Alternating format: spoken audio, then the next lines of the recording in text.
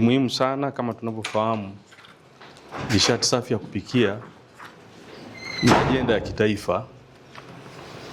Ni ajenda ya kitaifa kutokana na masuala ambayo yalijitokeza wakati ambapo nishati zisizokuwa safi zilikuwa zinatumika,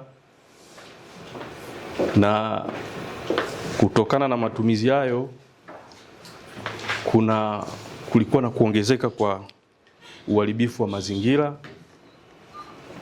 pamoja na athari za kiafya, kiuchumi na kijamii. Sasa kutokana na hayo ndio ikaonekana kwamba sasa kuna umuhimu wa kuangalia swala la jikoni. Ni kama lilisaulika sana, na maisha ya binadamu yanaanzia kule jikoni, kwamba jikoni lazima chakula kipikwe. Kwa kutokana na hayo yote ikabidi kwamba inabidi kuangalia swala la jikoni, ambapo sasa ni masuala ya nishati safi ya kupikia, ikiwa inarejea sera ya nishati ya mwaka 2015 ambayo inasema kwamba Watanzania wananchi watumie nishati za kisasa, kwa maana mbadala wa nishati zile za asili, kwa maana ya kuni na mkaa.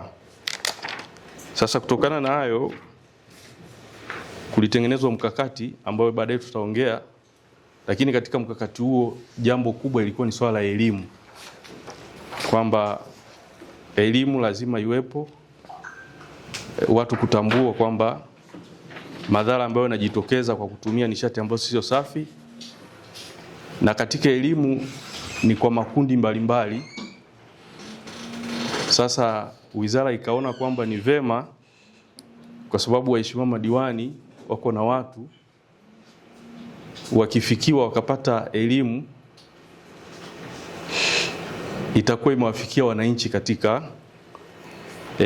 ile level ya kata, kwa maana wananchi wa kule, kama mheshimiwa diwani anakuepo anapata hiyo elimu, akienda kule hata kwenye WDC ana uwezo wa kabisa wa kupeleka hiyo elimu na wakajadiliana. Sasa elimu ya nishati safi inafika mpaka katika kaya au kwa watu.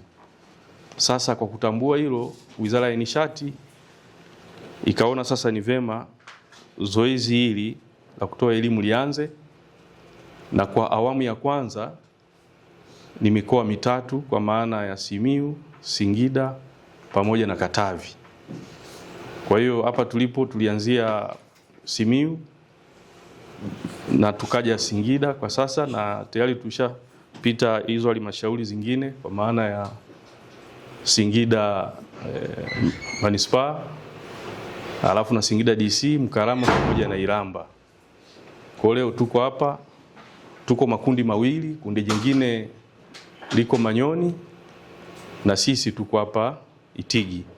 Lakini yana malengo ni kufikisha elimu kwa waheshimiwa madiwani, na waheshimiwa madiwani watafikisha kwa watu, kwa sababu ndo wenye watu.